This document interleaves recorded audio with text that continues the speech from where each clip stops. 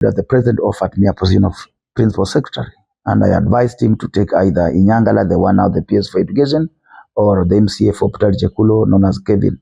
Those are the two names I gave him, and he settled on Inyangala. So on that basis, I cannot blame him. He gave me an offer, and I rejected that. Wow. It was the broader, no, I can't be employed. I'm too big for a PS. Even a CS, I'm too big for a CS. I can, nurses are taking good care of me. Okay. And I cannot. My level is at that level. I cannot leave that level and come down here.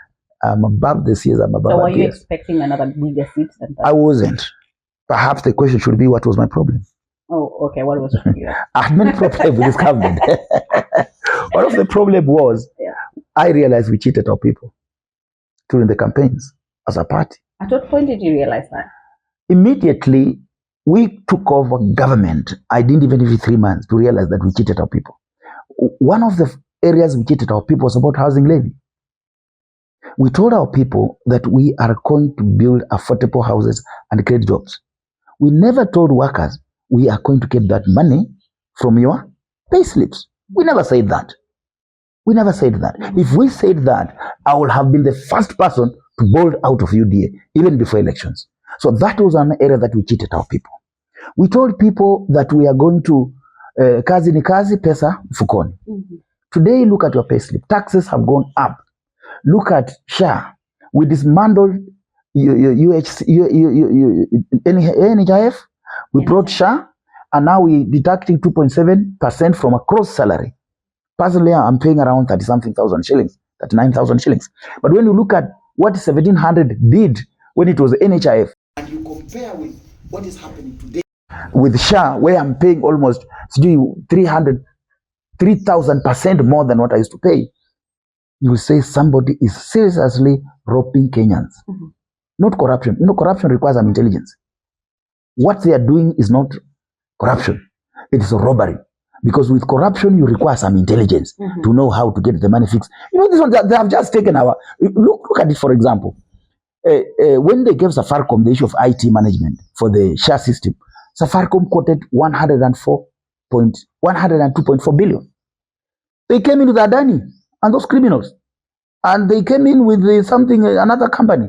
They went to Safaricom and said, let us double. They just say 102.4 times 2. Then it became 52.4 times 2. It went to 104.8 billion. That's not corruption. That's theft. The basic, theft. You double everything. Corruption requires some level of intelligence. This one of ours in this government is outright theft and robbery. Robbery. Even robbery requires some kind of intelligence. Just theft for common thieves. A common thief just come and steals a chicken here.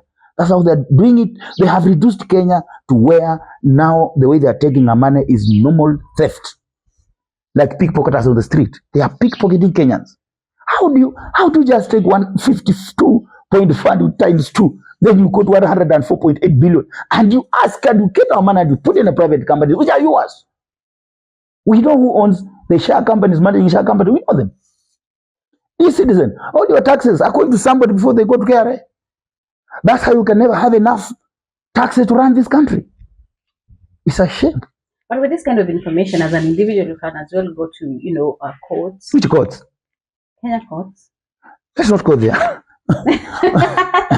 Let's not go there. Let's not go there. You ask me areas that disappoint. That's one area that disappointed me.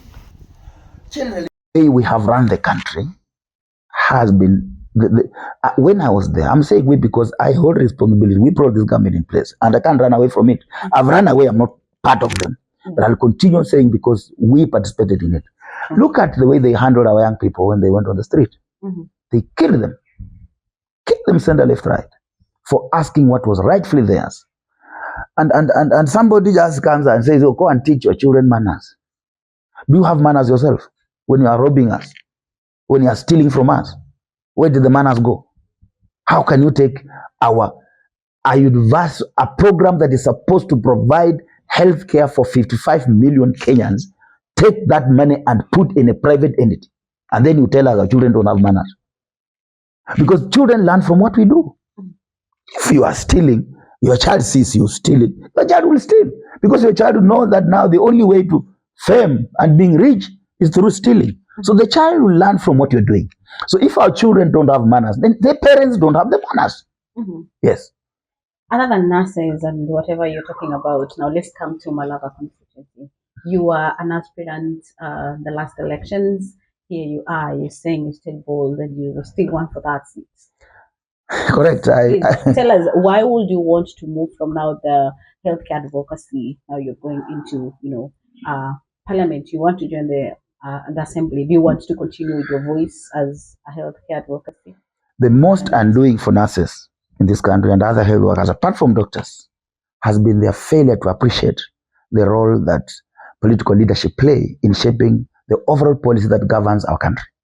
Because when you go to parliament, for example, the other time I went to court and I challenged Health Act 2017, and the court agreed with me and others, and those clauses were declared unconstitutional, that were saying nurses cannot be chief executive officers of health institutions in Kenya. If we had nurses in parliament, that would not have gone through. Today we are talking about a budget that's supposed to have factored money for UHC. Only doctors have their money factored, and they're earning according to SRC. Nurses and other health workers, their money has not been factored. Why? Because when you go to health committee today, the chair is Dr. Nyekal, the deputy is Pogisho, all of them are doctors. And the committee is made of 75% doctors. So when they sit there, they discuss about the welfare of the doctors, not the welfare of healthcare workers. Go to Afya House. When you go to Afya House, even the head of the nursing services, the director of nursing services, is a doctor.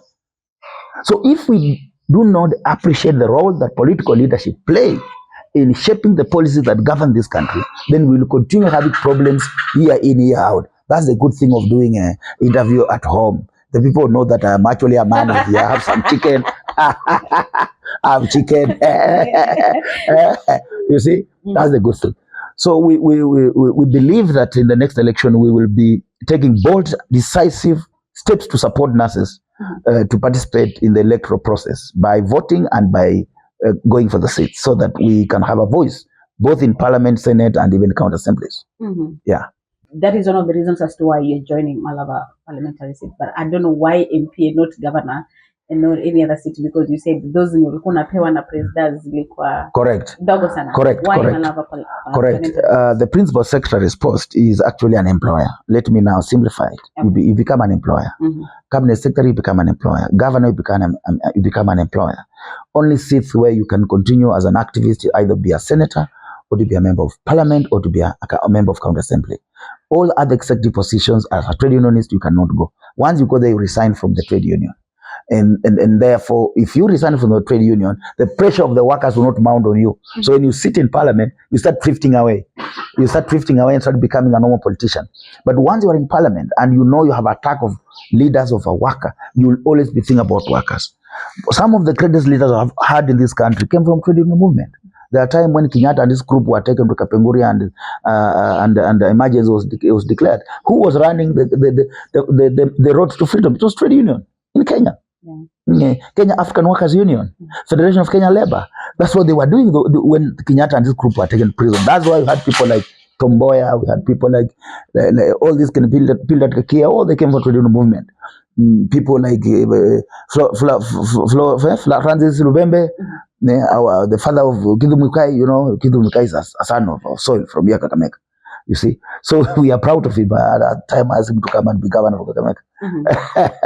So you joined Malava parliamentary seat for campaigns last year, last 2022. Yes. Yes. How was it? Because again, at the end of the day, I know you became number 2. You went to court. Yes, and now here you are. Do you believe that the elections that placed you as number 2 were fair? No, they weren't, because I won. The one who went to parliament was actually number 3. I'm sorry, let him go in peace. But Maluli Njeni was not even number 2. He was number 3. He got 8,000 votes. I was number 1 with about 25,000 votes. And Manyasi was number 2 with about 13,000 votes. He got 8,000 votes. But that's how our election systems are. Those who are not elected go to parliament. Those who are elected remain outside. So you expect them to do what in parliament. The one who helps you to go to parliament, when he says, go and pass this bill, yes, Go and pass that all mothers will walk naked in the street, you say yes. Go and pass that we deny children school fees, you say yes. Nowadays, I've been told, they even passed a law, now our colleges are not getting funds. The one they used to get during Uhuru's time and Kibaki's time. Our college students are not getting it. You have seen how chaos the university has become. Our systems have completely been interfered. I don't think good governance requires that you come and change everything. You come and improve on what is already there. The problem we have had is that the hustler narrative was, I think it meant that maybe all Kenyans become poor and a few people become rich, because that's what I've seen. If you are Mama Mboka and we told you form governments, Mama Mbokas, are they part of government? They are crying. Yeah. So we from where I see it is that elections in Kenya have never been a reflection of the wish of the people, but a by-election will definitely be a reflection of the will of the people, because to rig a by-election is almost impossible. You saw in Matungu, they tried to rig, and ANC stood firm, and I was supporting ANC at that time. We won that seat. You have seen all by-elections, almost all by-elections in Kenya, after multi-party democracy, there's no one that has been won by government. Does it mean that Malawa people are so democratic? Because currently what I've heard is that we have over 30 aspirants in this coming by-election. I'm not quite sure about aspirants, because you have political brokers who want to put names of people on the list so that they start running and getting money from people. We'll only know aspirants when we have, after the nomination. When the period for nomination comes in and they have announced, people will apply to political parties. IEBC will be able to give out the names of those who will apply. From where I see today, it's just imaginations. Even myself, I'm just imagining, because there is nothing that has been declared. IEBC is not even in place.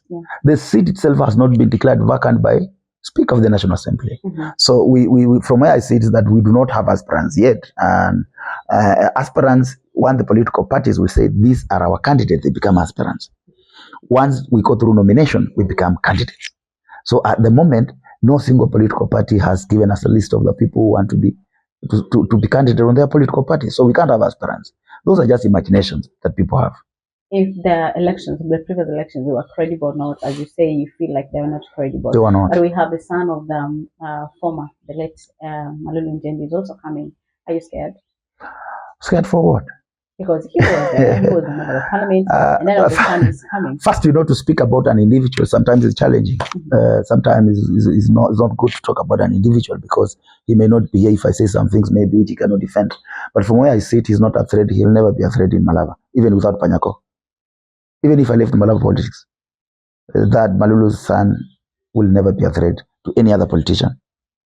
Do you think that, what is happening in Malava? Because we've seen, like, the president's aide, Farouk has been in Malava like almost every month.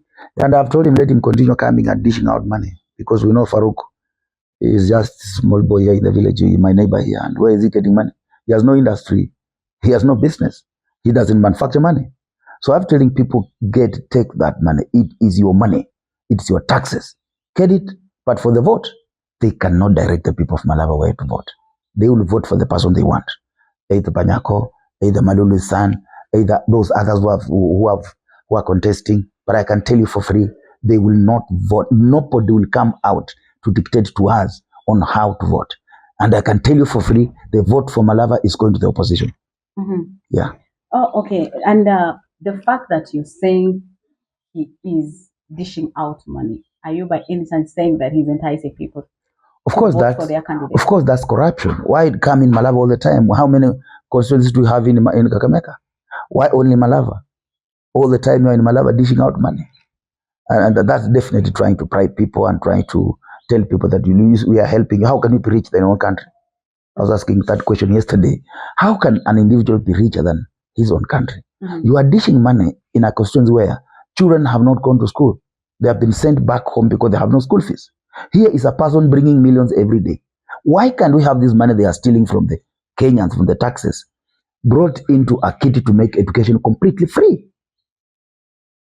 I speak without fear of contradiction. Where is Farouk Kibet getting his money? We have no idea whether he has any company anywhere manufacturing money. This is our money. Let him bring, let us eat it. But when it comes for the vote, they must know that they are voting for their dignity. The people of Malava, the election that's coming to happen, this by-election, is going to define the future of the Luo nation in the Kenyan politics. So they must vote knowing that. I heard that you're being seduced to join the party UDA to go back. No, really, I can't go back there. I can't go back there. Have they reached out? They have not. They fear. They cannot. How will they get to me? Why do you mean? They have frustrated me. They have frustrated me. They have frustrated me. They have done very bad things to me. How can I go back there? And I have told you that I'm a man of my own principles. I would rather stand with dignity than go to parliament as a person who is someone's slave. I will not allow that. As I go to parliament, you want to pass a budget that's going to kill my people, and I'm saying yes. Are you by any chance calling those leaders who allied to Kenya Kwanza slaves? I have said they are slaves. They are subject of the president. They have no brain of their own. They are the disgrace to the people of Kenya. You cannot be a parliament and you are being directed by the executive. Kenya's never elected you to get orders from State House. They elected you to legislate, to represent, and to oversight. There is nowhere in those three functions of the parliament where it says you will get orders from the executive. If we have three arms of government fused together, the person who will suffer is a Kenyan. And that's why I'm saying I want to be one of the few voices still in parliament. Not all parliament is rotten. We have a few whose voices is small. And if we have the privilege to increase that voice that will stand for the Kenyan people, then the Kenyan people must do that. I am offering myself as a next voice to that voice that will stand with the people of Kenya. Ashma, the way you're talking is like you're looking for an angelic party. Do you have such? It is not about a political party. It's about personal principles and what you believe in. Probably. But you cannot clearly go to a party that has just killed our children the other day. You cannot go to a political party that is stealing, robbing our taxes daytime and dishing them outside. Hata kama una biashara, which business can you remove 10 million right now, give this charge, tomorrow 5 million this charge, the other day 20 million this? Which business is that? Where will you get that? All of us know the salary the president earns. All of us know the salary the members of parliament earn. I don't know what Farouk earns, but where does he get this money? So it's not about a political party. I can even go back to that UDA, but they will not give me what they will do. They will rick me out. So there are only two political parties that is going to participate in Malava: the Kenya Kwanza political party and the opposition political party. So you are either in the government or in opposition. I choose to be in the opposition. I choose to be with the people. Which party? We will be unveiling our party very soon. It will be colorful. It will be powerful. Is it a Luya party? My party leader will be a Luya. Definitely. Because we have been used for a long time as a Luya nation. Our numbers have never counted. Everybody comes here fishing center left, right. Then we keep blaming our leaders. You claim that Mudavadi has not delivered. You didn't give him. Even Mudavadi is member of parliament, UDA. How do you want him to perform? You blame all our leaders. You blame them, and yet you don't vote for their political parties. Kenyan politics is tribal, and international politics is tribal. Trump wrote on power by telling people, let us chase away everybody. Let America remain for the white people. And that's how the Americans have voted him, on tribe, on race. Race is like tribe. So you cannot run away from tribal politics. You'll be cheating. Everybody, when you begin, you say, I have my people. Then you want to look for others. If you have nothing, you look for who? Actually, we have rumors going around that you have already settled for a political party because you have given money, specifically Angola. No, wait, I can't manage me. Views of a leader, I want to be my national party. I'm sorry to say this on national television. He lost me when he misbehaved some time back. I cannot call a national leader and you put him on speaker, and you don't tell me I put you on a speaker. The law requires that when you are speaking to somebody and you want to put him on speaker, you tell him, I'm putting you on speaker. Wetangula called me and he was with other Luya leaders and he put me on speaker. Without telling me. He lost me. Completely. Wow. And he does not have what I thought he had. I cannot be in his political party. That one is dead on arrival. Wow. Talking about Luyas and Wetangula and Mudavadi. So then, are you by any chance, will you be able to have a sitting with them when you're talking about Luya unity that has been advocated by Natembeya and other leaders in the country? You know, I don't believe in the Luya unity. Okay. I believe in coming up with a leadership that is sensitive to the needs of our people. The people will follow us themselves when you offer that alternative leadership.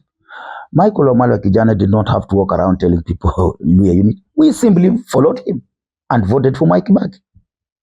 When the late Masinde Muro was alive, we simply followed him in the opposition and voted for Kadu.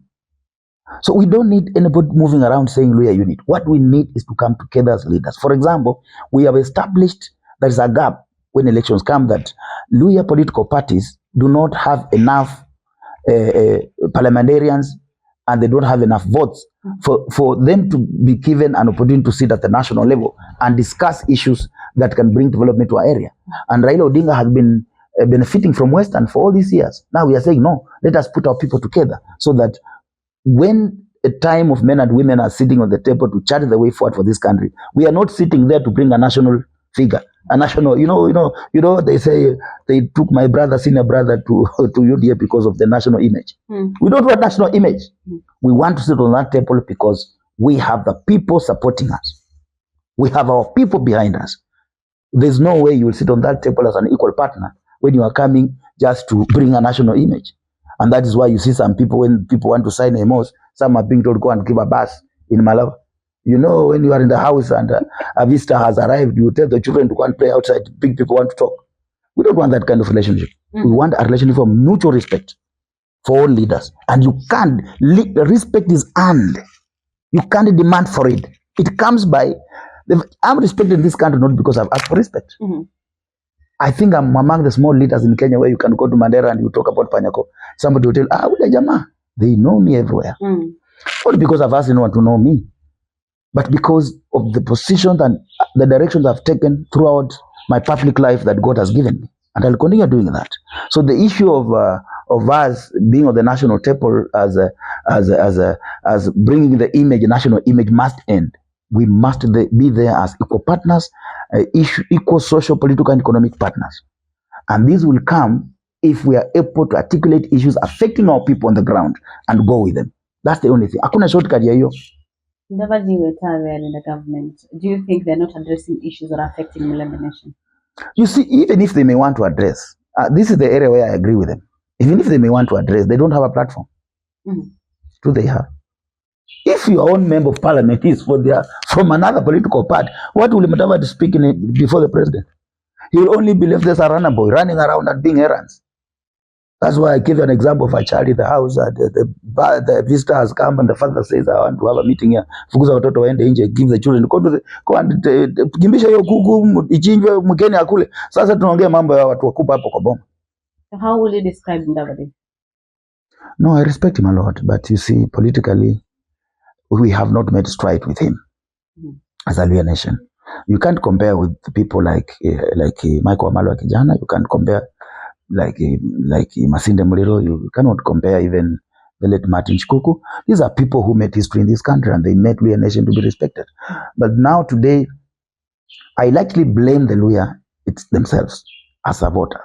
Because if you don't vote for your own leaders, then you come ask them to deliver. What do you expect Mudavadi is going to deliver when you didn't give him when you have made his own member of parliament, a UDM member of parliament? His MCA is ODM. What do you expect him to do?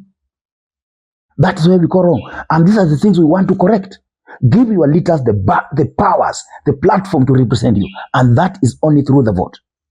If you don't vote for the Luya political parties, not political parties, we want to identify one political party and rally behind that political party so that we are respected.